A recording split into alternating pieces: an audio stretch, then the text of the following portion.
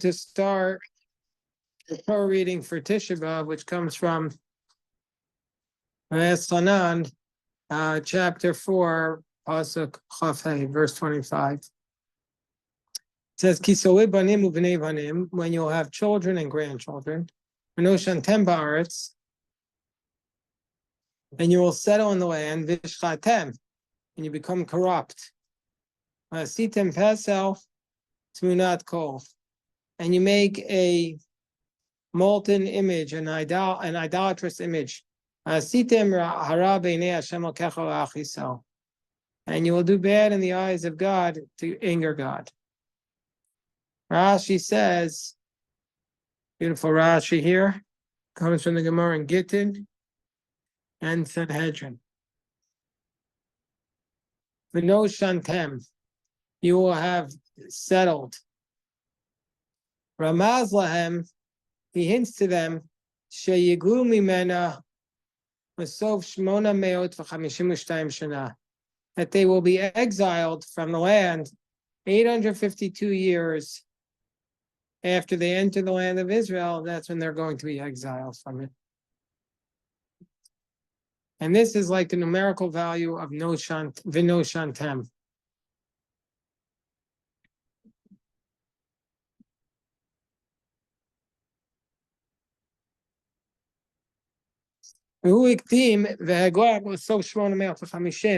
But God did it earlier, and He exiled them after 850 years, not 852.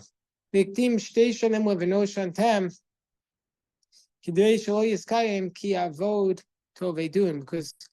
didn't want the verse to be fulfilled where it said, "You will surely be destroyed."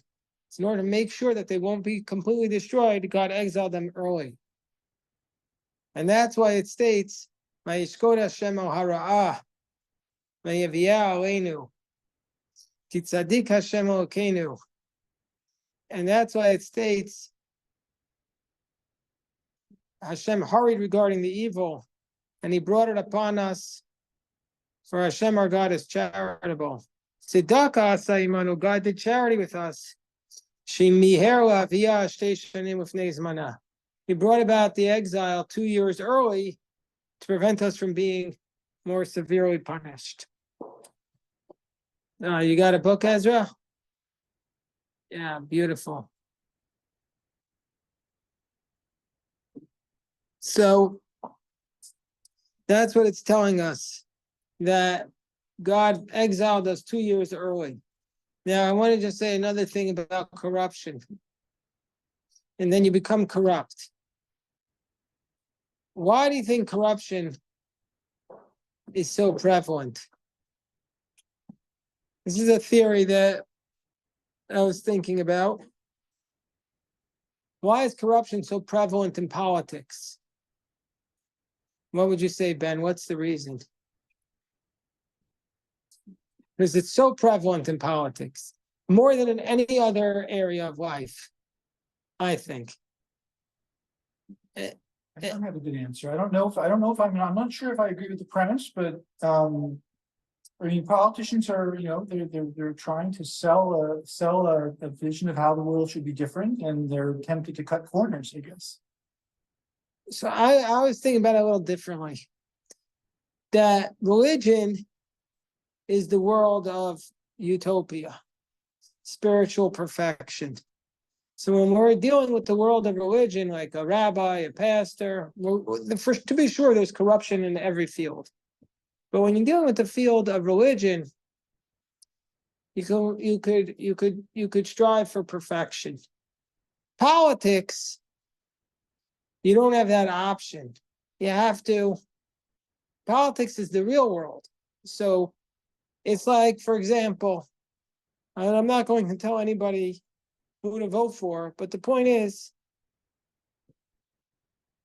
realistically speaking, you have a choice between one of two people to be the president of the United States. And most people would say that they have to choose between those two and vote. Most of the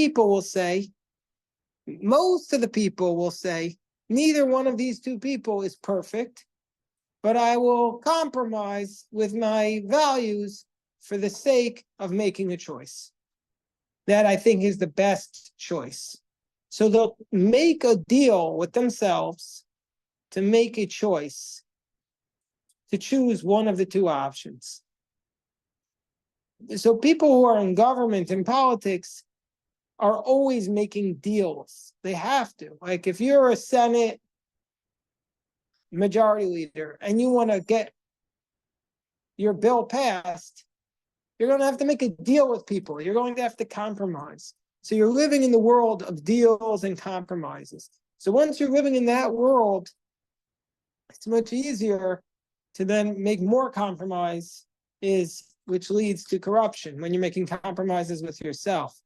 Whereas if you're a spiritual world, you don't have to make compromises. I mean, obviously everybody's making compromises and I'm talking about as a paradigm, as like an archetype. The archetype of the spiritual world is you're looking for spiritual perfection. So you're not, a spiritual person can say, I don't have to vote for either of those two people. Both of them are flawed choices, so I'm not going to corrupt, this is what a spiritual person could say. I don't have to corrupt my soul by choosing either one.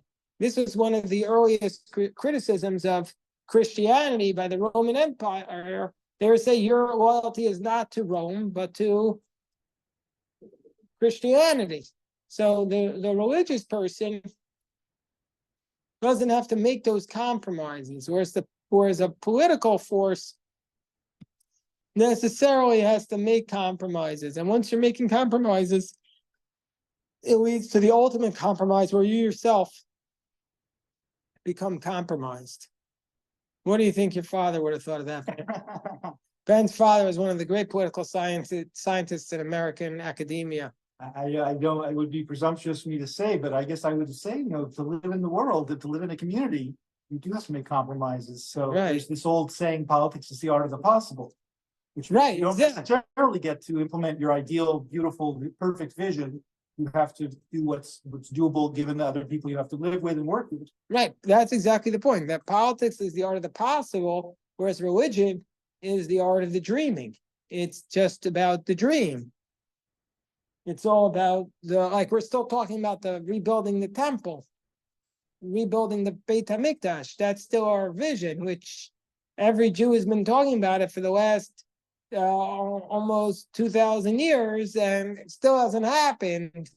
And if somebody's going to go to Las Vegas today, we're going to be saying, yeah, of course, we pray that it'll happen tomorrow. But anybody who goes to Las Vegas, tell me what the odds are in Vegas on the temple being rebuilt tomorrow.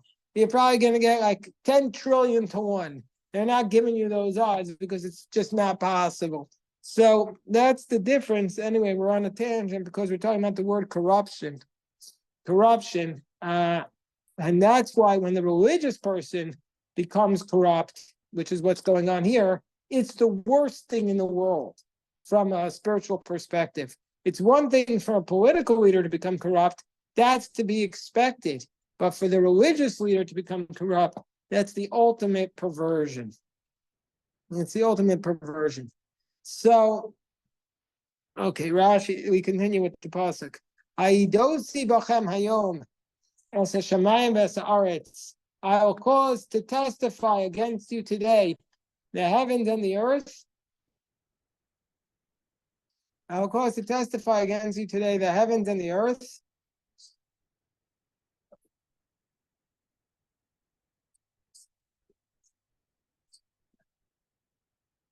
Because you will surely perish quickly. From on the earth, that you cross the Jordan there to inherit. You will not live long upon it. Because you will surely be destroyed. So, okay, the verse is Rashi says, I'm summoning the heavens and the earth to be witnesses. Tracy Bachem, that I've warned you. Hello, Akiva, always a blessing to see you. But I also want to say, since we're up to this pasuk of, I call upon you to testify today, the heavens and the earth. Where else do we see testimony in this week's portion? in the verse that appears in this week's portion in chapter 6, verse 4, Shema Yisrael, Hashem Elokeinu, Hashem Echad. Listen, O Israel, the Lord our God, the Lord is one. Anybody know how that is testimony? When we say the Shema, we're testifying that God is the dominion force over the earth. And the reason why we remember that we're calling witness to it in the Shema, how do we know we're calling witness to it in Shema?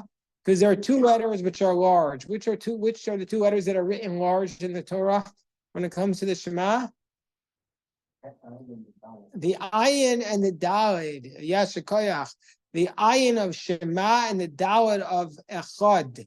So they spell together aid, witness. So when we recite the Shema, we're bearing witness to God's dominion over the earth. And so here we're calling the heavens and the earth to testify.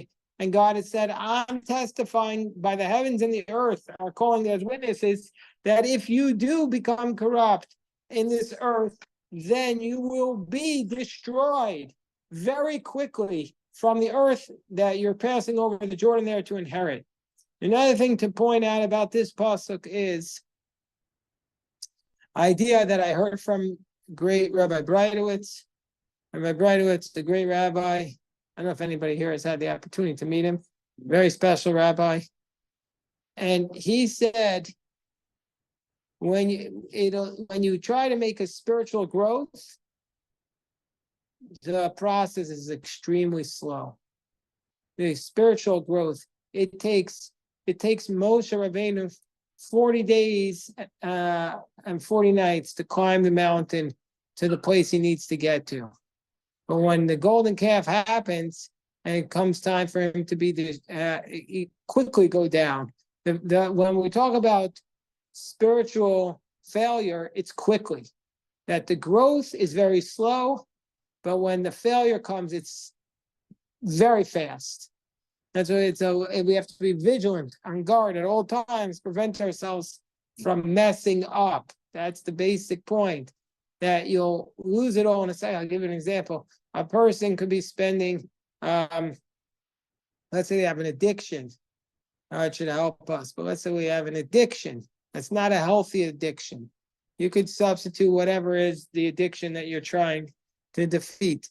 You could be working so hard, one day, a week, 2 weeks, a month, a year, to try and hold yourself back from succumbing to the temptations of that addiction. But then you have one bad day and you can go back to square zero. You started and all the growth was made extremely slowly, but the setback happens in an instant. It happens in an instant. And that's how a life is about, a life of vigilance. And we have no room for error. We have no room, because we will be perished quickly. We will lose it all in a moment. That's what it is. That's what some people lose their whole life's work in one moment. In one moment, they lose their whole life's work because they just messed up. They messed up badly.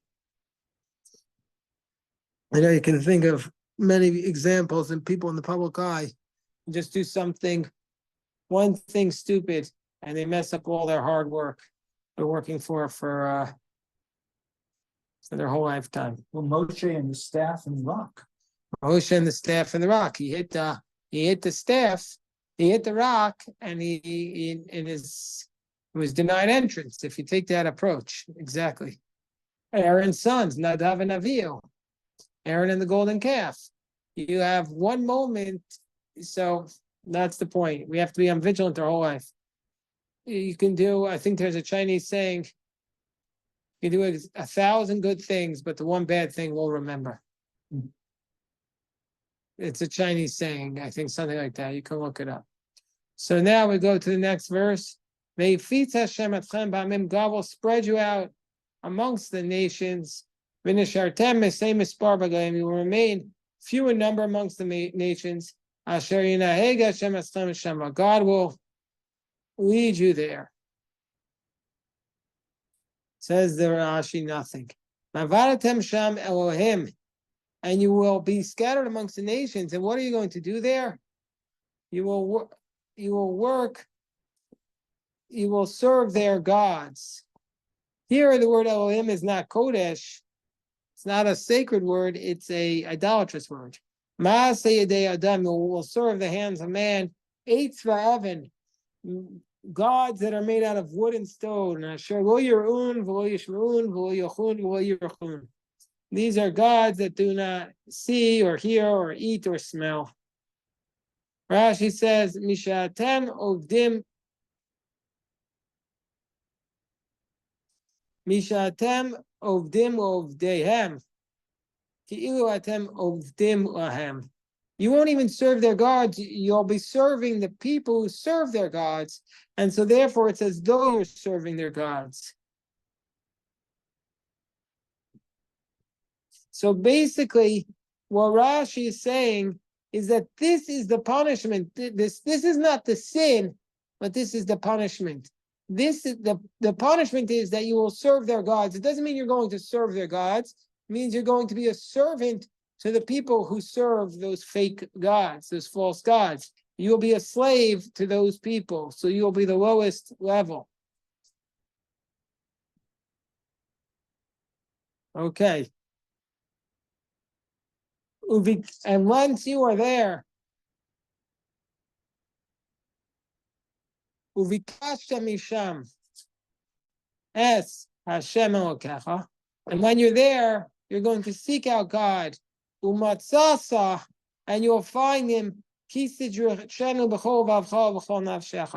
will find him when you circuit. Excuse me. You'll find him when you seek him out with all your heart and with all your soul. So there's 2 points I want to make about this. First, how will you find God? When you seek him out. So this reminds us of the Haftorah that we read on every fast day, including Tisha B'Av. There's only one fast day we don't read it, and we'll get to that in a moment, where we say, Dirshu Hashem himatzo kira'u b'yoso karov. Seek out God and you will find him. Call out to him, and you will be close. But there is one fast day where we don't read that. We don't read that Haftorah. Anybody know which fast day we don't read that Haftorah? There's only one fast day we don't read that Haftorah. Anybody know? Yom Kippur. Exactly right. Hold on. What? No, so Greg has said something very beautiful. That on Yom Kippur we don't read that Haftorah because we're already close. But the truth is, that might be a little bit wishful thinking, Greg. Not all of us are close. So what Haftorah do we read on Yom Kippur? On Yom Kippur, we read the Haftorah that doesn't ask us to seek out God. It says God is seeking out us. On Yom Kippur, we're reading the Haftorah of Isaiah, Solu, Solu, Panu Derech, clear the path. God is clearing the path for us to find him on Yom Kippur. All the other fast days, God says, if you seek me out, I will respond to you. But on Yom Kippur, God is seeking us out. So that's the difference between them. And here we're saying, if you seek out God from there, and you seek him out with all your heart and with all your soul. What does it mean with all your heart? Rashi doesn't say what it means here. But we know what the Rashi says on all your heart and all your soul on the Shema. Because in Shema, we also say serve God with all your heart and with all your soul. What does it mean when it says it with all your heart in the Shema? Anybody remember? Rashi says it means to serve God with the 2 aspects of your heart, your Yetzer Tov and your Yetzer Hara. What does it mean with all your soul? That you're even ready to give up your soul for God. Excuse me. How do I have a cough? Oh, good. I got it. I'm good. You're good. Yeah.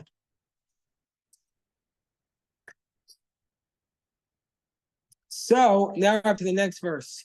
But sarlacha, when you are in distress, umitzaucha, And when all of these things have befallen you, at the end of days, you'll return to Hashem your God, and you'll listen to his voice. So when you're in distress, you'll return to God. You'll return. And God will take you in. Because your God is merciful. He will not loosen his hold on you. Rashi's going to tell us what that means. He will not destroy you. He will not forget the covenant of your forefathers, Asher Nishbalahem, that he swore to them.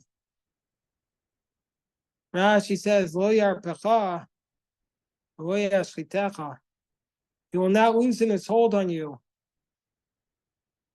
Milahachzik b'cha, from holding on to you with his hands.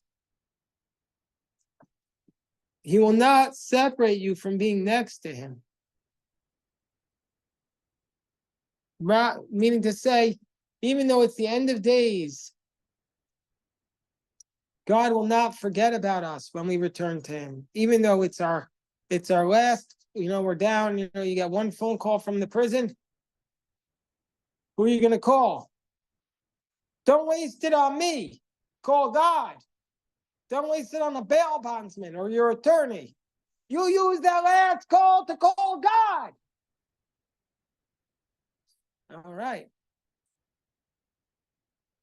So now we come to this verse, very powerful verse. Kishalna, when you ask now about the earlier days, Asher Ayu Afanecha, which were before you.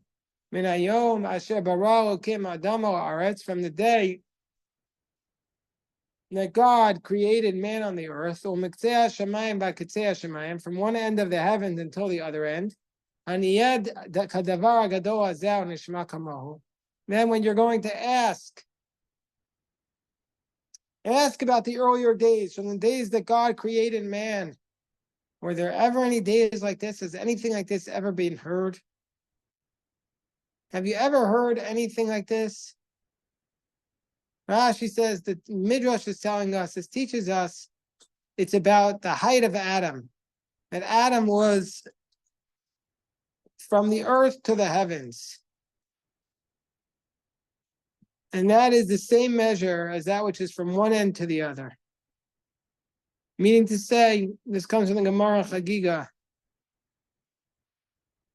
that just like Adam extended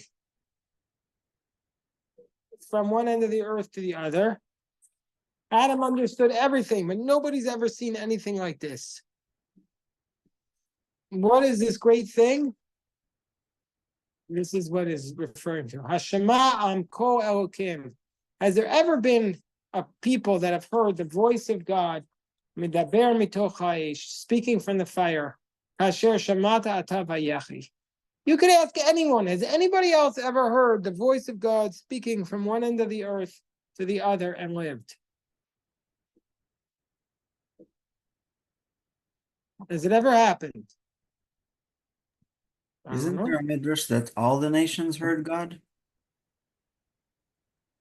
It was just our nation. We were the only ones that stood at Sinai. Yes, but it says, I think in the Gemara, that no bird chirped and the whole world trembled from the voice of God. But they didn't hear the voice, I guess. They just heard the echo, I guess. I guess. We have to look at that Gemara. And we'll have to stop here and Nav and Mincha. A big shkoyach to Eliezer Yisrael